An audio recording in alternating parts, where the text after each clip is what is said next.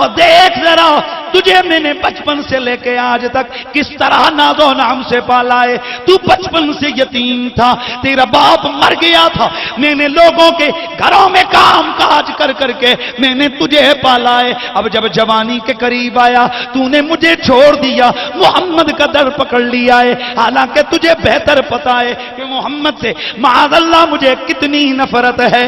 اللہ اللہ. بیٹے نے کہا ماں مطلب کی بات کر. کہا بس عبداللہ اگر تو محمد کو چھوڑے گا نہیں, میں اسی طرح احتجاج میں بغیر کھائے پیے مر جاؤں گی. اللہ اللہ. جناب عبداللہ نے فرمایا ماں کیا یہ تیرا آخری فیصلہ ہے؟ کہا ہاں ہاں میرا آخری فیصلہ ہے. کہا پھر میرا فیصلہ بھی سن لے. میرا بھی سننا, پھر میں کیا کہہ رہا ہوں. کہا بول کیا کہتا ہے. کہا یا اماں لو کانت لکے میں تو نفس فخرجت نفسا نفسا. میری ماں اگر اللہ تعالیٰ تجھے نہ سو جانے دے 100 زندگیاں, فخرجت نفسا نفسا, تو ہیک کر کے اسی طرح مری جا.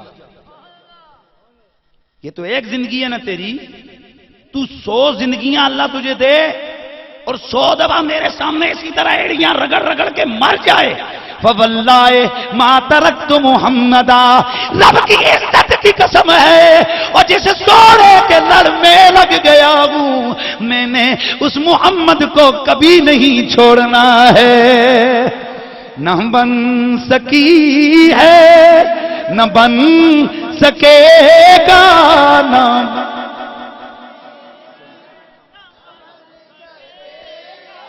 مثال تیری جواب تیرا, تیرے میرے نبی کا ہر عضو رب نے معجزہ بنایا ہے.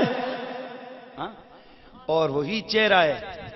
میں ایک ہی آخری ایک پیار کی بات بتانے لگا ہوں کہ نبی کے غلام صحابہ کتنے سرکار سے پیار کرتے تھے. اور یاد رکھو نبی کا پیار ہی کائنات کی سب سے بڑی دولت اور نعمت ہے. افسوس تو یہ کہ ہمیں اس لذت عشق حبیب کا پتہ ہی نہیں ہے, درد ہی نہیں ہے دل میں. درد ہو تو پھر پتہ چلے نا سرکار کا پیار کیا ہوتا ہے. اور کسی نے پوچھا تھا پیر مہر علی گولڑوی سے رحمت اللہ تعالی علیہ, اے خواجہ گولڑوی بتائیے کیسی گزر رہی ہے؟ تو آپ نے فرمایا تھا جو عشق محمد میں وہ درد میں ایک آہ لیتا ہوں نا, اب پتا چلا ہے زندگی ساری کوئی لے لے بس ایک آہ دے دے. اور عشق کی جو آہ ہے, حضرت علامہ بایزید حضرت امام بایزید بستامی علیہ رحمہ آپ فرمایا کرتے تھے کہ عاشق ایک آہ بھر کر جہاں چلا جاتا ہے عابد 70 سال رگڑے کھا کے بھی وہاں نہیں جا سکتا. اس لیے اقبال نے درس دیا تھا کہ عشق میں مقام پیدا کر, عشق میں محبت میں مقام پیدا کر. کیوں؟ جب تیرا یہ مقام ہوتا ہے نا تو پھر اقبال یہ کہتے ہیں در دشت جنون من جبریل زبوں سے دے یزداں بکمنداور, اے ہمت مردانہ. یہ جنون, یہ جذبہ عشق اور محبت, یہ ایسی کیفیت ہے جب بندہ وہاں پہنچتا ہے نا اس کا مقام یہ ہوتا ہے کہ اس کے سامنے جبریل بھی معمولی شکار ہوتا ہے. در دشت جنون من جبریل زبوں سے دے یزداں بکمنداور, اے ہمت مردانہ. ہاں اتنی قوت ہوتی ہے. اور میں اکثر یہ شعر پڑھا کرتا ہوں کہ خودی کو کر بلند اتنا کہ ہر تقدیر سے پہلے خدا بندے سے خود پوچھے بتا تیری رضا کیا ہے. یہ ہے وہ مقام خود, یہ ہے وہ مقام عشق, مرتبہ محبت. دوستان عزیز, محبت رسول مسلمان کا سب سے قیمتی اثاثہ ہے. اور یہ جلسے, یہ اجتماع, ان کا صرف یہی مقصد ہوتا ہے کہ سونے نبی کے حسن کی بات سن کے دل میں ان کی تصویر کا خیال آ جائے, حضور کا چہرہ ذہن میں بس جائے اور ہر وقت حضور سے پیار. جتنا جس کا زیادہ ذکر ہوتا ہے اتنا اس سے زیادہ پیار ہو جاتا ہے. بات سمجھ آ رہی ہے نا؟ خیر, حضور کے ساتھ میں کرم کے صحابہ کتنا پیار کرتے تھے. غزوہ تبوک ہے, کیا بولا؟ غزوہ تبوک. غزوہ تبوک کے موقع پر اللہ وحدہ لا شریک نے رسول اللہ کو حکم دیا, سرکار چلے گئے. اور یہ وہ غزوہ ہے کہ جس میں سب سے زیادہ تکلیف اٹھانی پڑی مسلمانوں کو.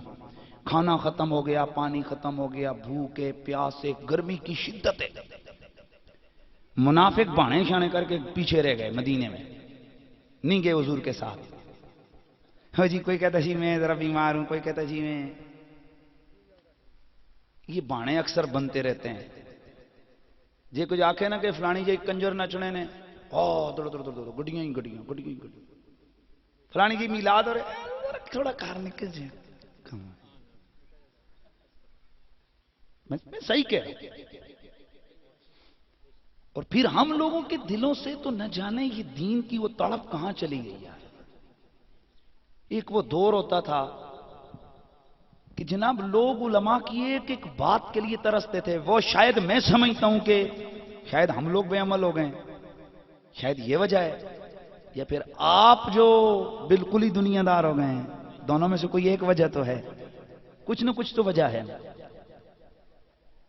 ایک دور ہوتا تھا، بوڑھے بوڑھے جوان جوان بزرگ مسجدوں میں جا کر 10 بجے جا کر جمعے کے انتظار میں بیٹھے ہوتے، مولانا صاحب آئیں گے گفتگو. اور آج حالت یہ کہ ادھر اذان ہو رہی ہوتی ہے تو یہ دوڑ دوڑ کر دگڑ دگڑ دگڑ دگڑ مسجد میں جاتے ہیں، ٹوپی اٹھائی اللہ اکبر، ادھر سلام ہوا ٹوپی اٹھا کے وہ پھینکی حضرت صاحب ہو جاتے ہیں.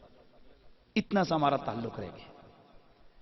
اس میں آپ کا نہیں، ہمارا مولویوں کا بھی قصور ہے، کیونکہ آپ کے نزدیک تو جو داڑھی والا جو پگڑی والا وہ مولوی ہے، جہاں قرآن کھول کے بچے بیٹھے ہوں وہ مدرسہ ہے. پر آپ کو چاہیے تھوڑا فرق کریں نا. میں اکثر ایک جملہ دہراتا ہوں، درود والوں میں اور بارود والوں میں فرق ضروری ہے. اگر یہ فرق نہیں کریں گے تو پھر تو یہ نفرتیں اور بڑھیں گی. فرق ہے.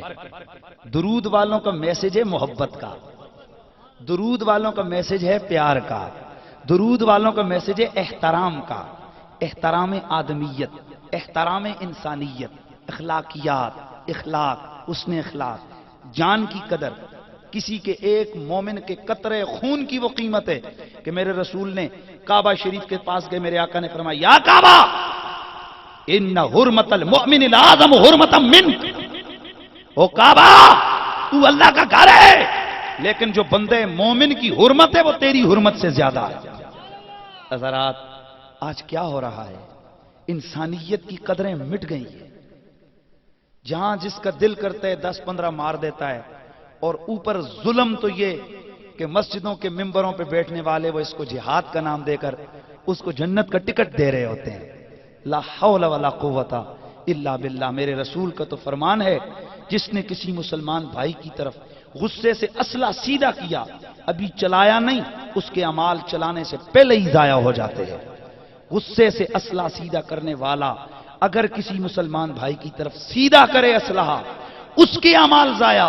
تو جو بے گناہ ہزاروں بچوں کو یتیم کر رہے ہیں، جو بے گناہوں کو مار رہے ہیں، اور میرے رسول نے فرمایا مسجد میں مولی کھا کے نہ ہو، مسجد میں لہسن پیاز اور مولی کھا کر نہ ہو، کیونکہ اس تمہارے منہ کی بو سے نمازی کو تکلیف ہوگی. اور جو نبی مولی اور پیاز کی بو کی تکلیف نمازی کے لیے برداشت نہیں کرتا، جب ان مسجدوں کے دھماکوں سے مسجدوں کے پڑخچے اڑ رہے ہیں، مومنوں کے جسم کے ٹکڑے اڑ رہے ہیں، ذرا خود سوچو وہاں میرا رسول کیسے گوارا کر رہا ہو، وہاں میرے نبی پر کیا گزرتی ہوگی. اس لیے حضرات دعا کرو اللہ تعالی ہمیں رسول کی اطاعت کی توفیق عطا فرمائے، ہمیں قدر آدمیت کی توفیق عطا فرمائے. انسان کی بہت بڑی شان ہے. افسوس تو یہ ہے کہ ہم لوگ بلی کو پتھر نہیں مارتے، یار زیروش ہے، ہائے افسوس.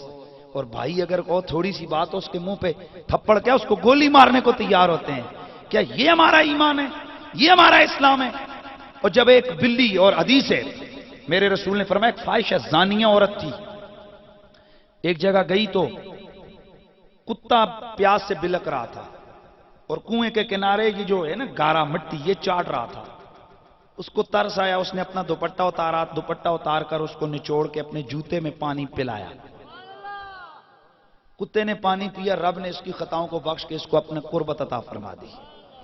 علماء یہاں لکھتے ہیں اگر کتے کے بچے کی، کتے کا بچہ پلا، اگر کتے کے بچے کو جو پانی پلا رہے اس کی تکلیف کو دور کر رہے ہیں، اللہ اس فاحشہ کی خطاؤں کو معاف فرما رہا ہے، تو جو انسان کے بچے کی خدمت کر رہا ہوگا، جو کسی مومن مسلمان کی مشکل کو حل کر رہا ہوگا، اللہ اسے کتنا اجر عطا فرمائے گا۔ اس لیے دوستو، میلاد کی یہ بھی ایک میسج ہے میلاد کا کہ میرے نبی آئے تو کائنات سے ظلمتیں ختم ہو گئیں، ہر طرف بے سہاروں کو سہارے ملنے شروع ہو گئے کہ اب آ گیا ہے آمنہ کا چاند، اور کائنات کے اندر امن و استحکام اور امن و قدر آدمیت کا پرچم بلند کرے گا۔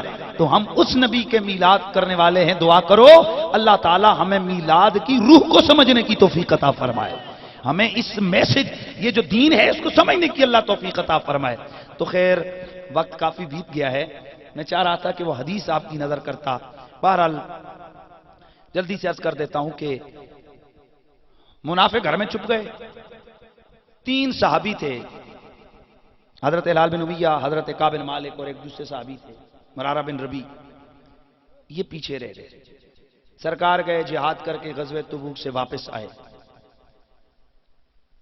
منافقوں نے آ کر بانے شانے ڈالے، ہی ہمارا بچہ مار کے، میرا یہ تھا، میرا وہ تھا، میرا وہ تھا، بانے کیے۔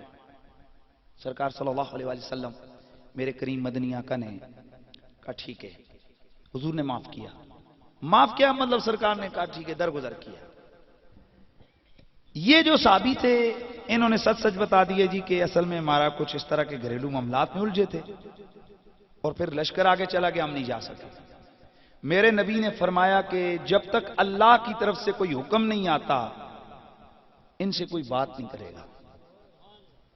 حضرت کعب فرماتے ہیں حضور کا یہ آرڈر ہوا، قرآن کہتے ہیں نا ضاقت علیہم الارض بما رحبت، زمین ان پر باوجود کشادگی کے ان پر تنگ ہو گئی، جس کی طرف جاتے ہیں وہ منہ پھیر لیتا ہے۔ سگے بھائیوں نے بات چھوڑ دی، ماں اور بیٹوں نے بات چھوڑ دی، سارے رشتہ داروں نے چھوڑ دی۔ حضرت کا فرماتے ہیں کہ عثمان ان کے کوئی چچے کا بیٹا، کہتے ہیں ہمارا اتنا پیار تھا کہ ہم آپس میں کھانا بھی ایک دوسرے کے بغیر نہیں کھاتے تھے۔ کہتے ہیں وہ باغ میں کام کر رہا تھا، میں اس کے پاس گیا تو اس نے مجھے دیکھ کر منہ پھیر لیا، میں نے بات کی، اس نے بات نہ کی، میں نے پھر بات کی، اس نے بات نہ کی۔ تو میں نے پوچھا کیوں بات نہیں کرتے ہو، تم تو میرے بغیر کھانا نہیں کھاتے تھے۔ اس نے ایک ہی کہا اللہ و رسولہ اعلم، یہ اللہ اور اس کے رسول بہتر جانتے ہیں۔ کہا بات تو کر، منہ پھیر کے کہا جس کو نبی منہ نہ لگائے اسے میں منہ نہیں لگا سکتا۔ حضرات یہ صحابہ رو رو کر ان کی راتیں گزر رہی ہیں۔ اب جو میں پیار کی بات بتانے لگا ہوں، ذرا عشق اور محبت کی بات سنو۔ صحابہ کہتے ہیں ہم نماز کے لیے برابر جاتے، سرکار کے پیچھے نماز بھی پڑھتے، دعا بھی کرتے۔ حضور ہم سے بات نہیں، جب ہم ان کو جب سامنے جاتے تو ہم سلام کرتے، ان کے لبوں کو دیکھتے وہ ہلتے۔ اب جو چیز ہے اس کو غور سے سنو۔ کہتے ہیں ہمیں حضور کو دیکھے بغیر چین نہیں آتا تھا۔ اللہ اکبر۔ فرماتے ہیں ہمیں اور تو حضور کے سامنے جا نہیں سکتے تھے، دیکھ نہیں سکتے تھے، پر نماز میں ہم جلدی جاتے، حضور کی سائیڈ پہ کھڑے ہوتے۔ کدھر؟ سائیڈ پہ۔ تو کننا نظر، حضور نماز پڑھا رہے ہوتے، ہم پلٹ کے ان کے چہرے پہ دیکھ رہے ہوتے۔ یہ سوچ سن رہے ہو، یہ صحابی نماز پڑھ رہے ہیں، کیا کر رہے ہوتے؟ حضور نماز پڑھاتے، ہم آقا کے چہرے پہ دیکھتے اور چوری چوری دیکھتے۔ آئے ہے سبحان اللہ کی آواز آئے۔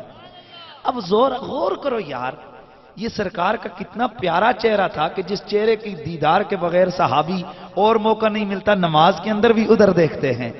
اب یہاں کوئی پوچھے جی کہ وہ نماز پڑھ رہے تھے کہ نبی کا چہرہ دیکھ رہے تھے، پتا چلا عاشقوں کی نماز ہوتی ایسے ہے کہ سر خدا کے واسطے دل مصطفیٰ کے واسطے، یہ عاشقوں کی نماز ہے۔